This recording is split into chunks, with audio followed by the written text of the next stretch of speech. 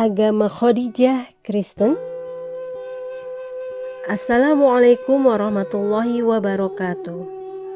Sobat Muslim, ternyata masih ada juga orang yang menuduh Khadijah istri Rasulullah beragama Kristen, Nasrani, atau bukan Islam. Subhanallah. Mereka berdalih karena waktu itu Islam belum datang, sedangkan Khadijah dekat dengan Waraqah bin Naufal, sepupunya yang menjadi pendeta Nasrani. Lagi pula, selama hidupnya Khadijah tidak pernah dipoligami oleh Rasulullah, katanya. Sesederhana itukah? Untuk menyangkal tuduhan mereka dan membuktikan kesalahannya, berikut ini sepotong kisah yang menggambarkan Khadijah yang justru menjadi manusia pertama yang memeluk Islam. Bahkan manusia pertama yang selalu sholat bersama Rasulullah Shallallahu Alaihi Wasallam. Terlebih lagi, dari rumah Khadijah lah orang-orang pertama yang memeluk Islam seperti Ali bin Abi Thalib, Zaid bin Harithah, dan putra-putri Rasulullah. Inilah kisahnya yang diceritakan oleh Syekh Mahmud Al-Misri dalam kitabnya Sahabiyat Haul Ar-Rasul Sallallahu Alaihi Wasallam.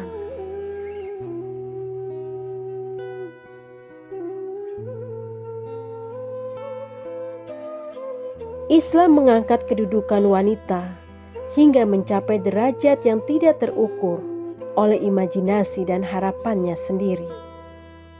Al-Quran mengungkapkan ayat-ayat yang mampu menyejukkan pandangannya, menguasai jiwanya, dan keindahan struktur bahasa Al-Quran berhasil memikat hatinya.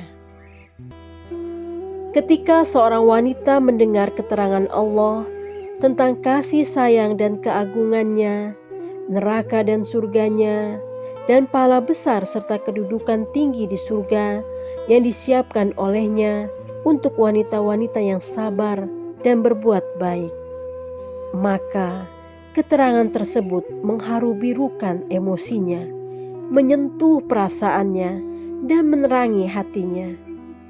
Sehingga wajar jika hatinya langsung jatuh cinta kepada Al-Quran dan menjalar dalam seluruh aliran darah serta merasuk ke dalam sendi-sendi tubuhnya.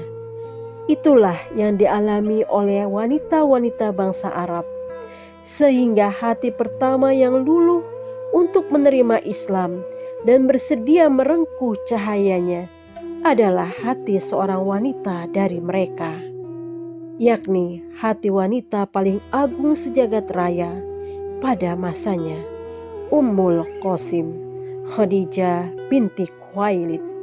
Semoga Allah meridhoinya. Imam Izzuddin bin Al-Athir rahimahullah berkata, Khadijah adalah manusia pertama yang memeluk Islam. Ini merupakan konsensus seluruh umat Islam. Khadijah bukan wanita biasa.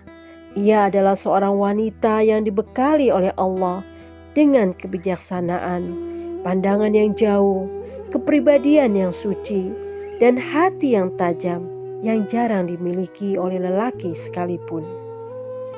Keputusannya memeluk Islam bukan atas dasar ikut-ikutan atau kepura-puraan untuk sekadar menarik hati Muhammad, melainkan karena benar-benar terpengaruh dan merasa haus untuk menerimanya.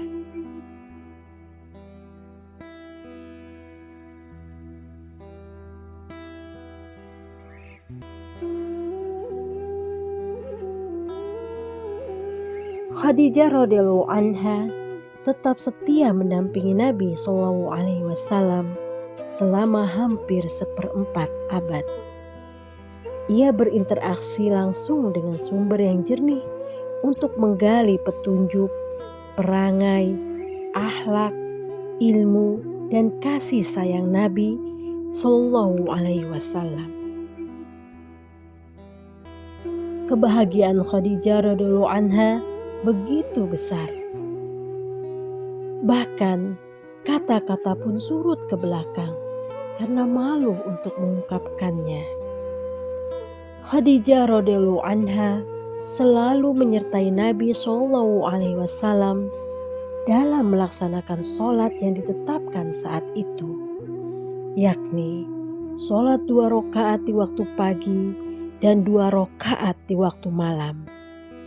Saat itu, sholat 5 waktu belum diwajibkan, karena kewajibannya ditetapkan pada malam peristiwa Isra dan Mi'raj.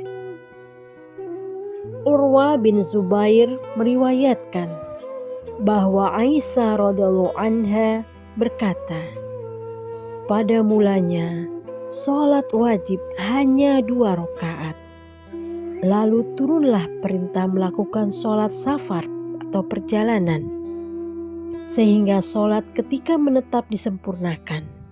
Muttafaq alaih.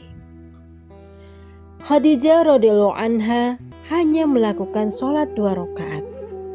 Karena sampai beliau meninggal, sholat wajib 5 waktu dan kewajiban-kewajibannya belum ditetapkan. Jabir bin Abdullah berkata bahwa Rasulullah SAW pernah ditanya tentang perihal Khadijah yang meninggal sebelum ditetapkan sekian banyak kewajiban dan hukum agama. Rasulullah SAW menjawab, aku melihatnya sedang berada di tepi salah satu sungai surga. Tepatnya di dalam sebuah rumah yang terbuat dari bambu mutiara, yang tidak berisik dan tidak melelahkan. Rasulullah SAW juga ditanya tentang nasib Abu Thalib. Apakah Rasulullah SAW dapat membalas kebaikannya? Beliau menjawab, aku mengeluarkannya dari dalam kerak neraka hingga berada di permukaannya. Afif Al-Kindi berkata, sejak dulu aku bersahabat dengan Abbas bin Abdul Muthalib. Abbas sering datang ke Yaman untuk membeli minyak wangi dan menjualnya pada saat musim haji. Ketika aku dan Abbas sedang berada di Mina, tiba-tiba datang seorang laki-laki yang sudah berusia matang. Ia berwudu dengan sempurna lalu sholat. Selain laki-laki tersebut, datang pula seorang wanita yang langsung wudu dan ikut sholat dengannya. Kemudian datang seorang anak-anak yang sudah mencapai usia balik. Ia wudu, lalu berdiri di samping laki-laki tersebut dan sholat dengannya. Aku bertanya kepada Abbas, wahai Abbas, agama apa ini? Abbas menjawab, ini adalah agama Muhammad bin Abdullah, keponakanku. Ia mengaku telah diutus oleh Allah sebagai Rasul.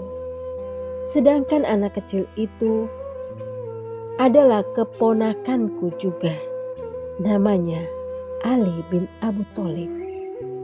Ia mengikuti agama Muhammad. Dan wanita itu adalah istri Muhammad. Namanya Khadijah. Ia juga mengikuti agama suaminya.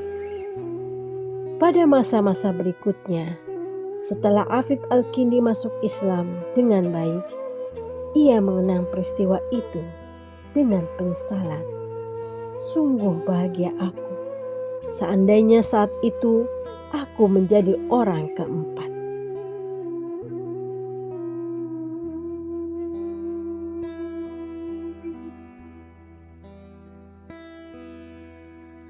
Itulah Khadijah radhiyallahu anha, manusia pertama yang memeluk Islam. Begitu pula putra-putrinya. Bahkan semua orang yang ada di dalam keluarga tersebut adalah orang-orang yang bersegera memeluk Islam. Seperti Ali bin Abu Thalib dan Zaid bin Harithah. Semoga Allah meridhoi mereka berdua. Sebuah keluarga yang paling agung di muka bumi Dari sanalah muncul Khadijah, wanita paling agung sejagat raya, dan putrinya Fatimah, pemimpin wanita ahli surga. Lebih dari itu, di keluarga inilah wahyu turun kepada Muhammad SAW, dan tinggal di dalamnya manusia paling agung sepanjang sejarah. Dari keluarga ini pula muncul Ali bin Abu Thalib, salah satu dari 10 orang yang dijamin masuk surga, dan Zaid bin Harisah yang namanya merupakan satu-satunya nama sahabat yang disebut oleh Allah dalam Al-Quran, yakni dalam firman Allah Subhanahu wa Ta'ala, "Maka tatkala Zaid telah mengakhiri keperluan terhadap istrinya atau menceraikannya, kami kawinkan kamu dengan dia." Terjemah surat Al-Ahzab ayat 37. Al-Muhib At-Tabari menyatakan bahwa rumah Khadijah radhiyallahu anha adalah tempat yang paling agung setelah Masjidil Haram. Barangkali hal ini karena Rasulullah SAW tinggal cukup lama di rumah ini dan banyak wahyu yang turun di dalamnya. Imam Al-Fasi mengatakan bahwa di antara rumah-rumah yang diberkahi di Mekah adalah rumah Ummul Mukminin Khadijah binti Khuwailid radhiyallahu anha. Di rumah inilah lahir Fatimah yang merupakan pemimpin para wanita ahli surga dan saudara-saudaranya. Fakta sejarah juga menyatakan bahwa Nabi SAW mengarungi rumah tangga bersama Khadijah di dalam rumah tersebut. Khadijah meninggal di dalamnya dan Rasulullah SAW tetap menempati rumah tersebut hingga hijrah ke Madinah. Setelah itu, kepemilikan rumah tersebut beralih kepada Uqail bin Abu Thalib. Kemudian dibeli oleh Muawiyah bin Abu Sufyan setelah diangkat sebagai khalifah. Muawiyah mengubah rumah tersebut menjadi masjid pribadi dan dia selalu sholat di dalamnya.